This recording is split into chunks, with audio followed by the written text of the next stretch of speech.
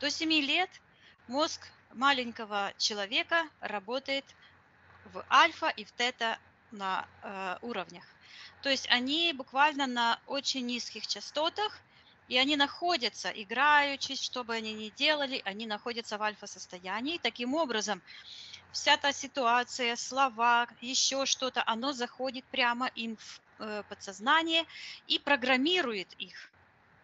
И чтобы поменять программу, вот взять вот это все и выбросить, так не бывает. Как нужно себя перепрограммировать? Например, ты обнаружила, что в тебе есть распространенный блок, например, деньги зло. Ты работаешь именно над этой программой.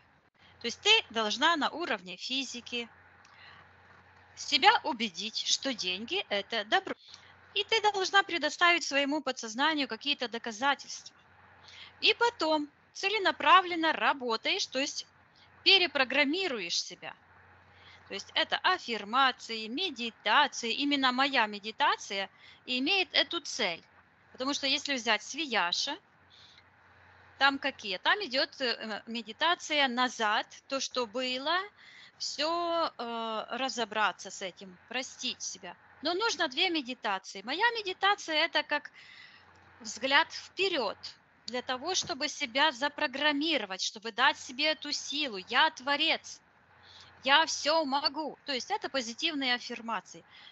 Эти две медитации очень хорошо работают в купе. Их нельзя сравнивать, потому что они направлены одна назад, другая вперед. Понимаешь? Если взять другую программу, я ничего не достойна лучшего, чем что-то я там. То же самое работает в таком же ключе. Это все должно быть осознание, то есть ты осознала, увидела, осознала, это обличила, переубедила свое подсознание и наполнилась новыми целями. У нас есть определенное количество энергии. А чтобы выполнить свою миссию, что нужно? Все свое внимание, всю свою цель в одну точку. Сделать такой лазер, который будет бить в одну точку, и там произойдет, потому что это же нужно противостоять. Представляешь, каким энергиям сейчас нужно противостоять? То есть какая должна быть уверенность в себе, в своих силах, во-первых. Во-вторых, вот этот аспект еще насчет того, чтобы сравнивать сеансы, которые мы проводили с Тарасом. Если всплывет, тогда это всплывет. Потому что это так не делается. Ни один нормальный человек не будет сравнивать никого ни с чем. Почему? Объясняю. Потому что человек пишет аспекты, и когда он пишет аспекты, готовится к сеансу, то готовится определенное количество энергии, выделяется авансом для того, чтобы эти аспекты проработать. И это не означает, что в других аспектах что-то там осталось, как говорится, незамеченным. То есть это твое подсознание работает. Вообще-то сравнивают только манипуляторы. То есть сравнивание, ревность – это метод манипуляторов, шизофреников, эзотериков, я не знаю кого еще. То есть запрещено сравнивать. Это не педагогично, это не по-человечески, и это не вписывается ни в какие человеческие рамки, и тем более в профессиональные. Это так не работает. Потому что нужно понимать, что мы делаем на сеансах. На сеансах я телепат.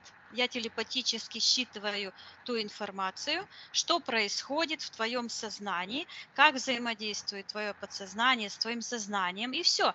Если оно не было готово на какой-то период, то не имеет значения, кто там был. Тарас, там Иисус Христос, сам Творец. Если ты не готова, значит ты не готова была чего-то увидеть. Потому что нас ограничивают наши же убеждения. Это такой, как, знаешь, змей вот этот, который кусает себя за хвоста.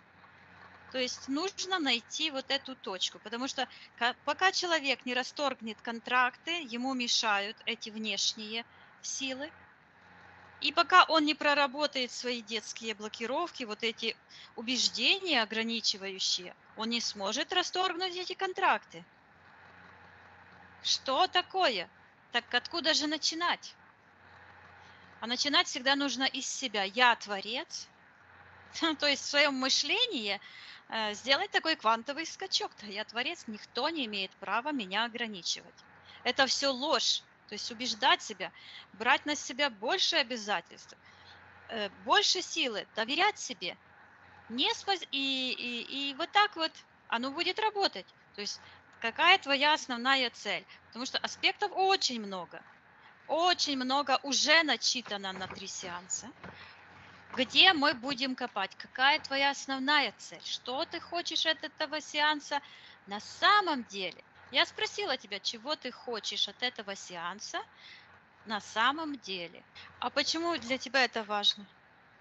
Внутри вырастет моя энергия, То есть ты мое можешь описать как-то такими словами, что ты почувствуешь? свободу, Так. облегчение, радость. Ну, когда ты не ходишь, а летаешь. Ты правильно все Чувство. объяснила. Нам теперь понятно, чего ты ждешь от сеанса, потому что мы люди такие, что мы все во всем хотим видеть смысл. Даже когда человек ленится и лежит 2 недели подряд на диване, у него тоже есть свой смысл. У него есть смысл лениться и ничего не делать. Вот, то есть у тебя есть сеанс заказанный, ты от него что-то ожидаешь, и как ты узнаешь, что это свершилось? Ты описываешь, да, я это почувствую. А если не почувствую, а что ты готова сделать для того, чтобы эта цель была достигнута? Все, что от меня зависит.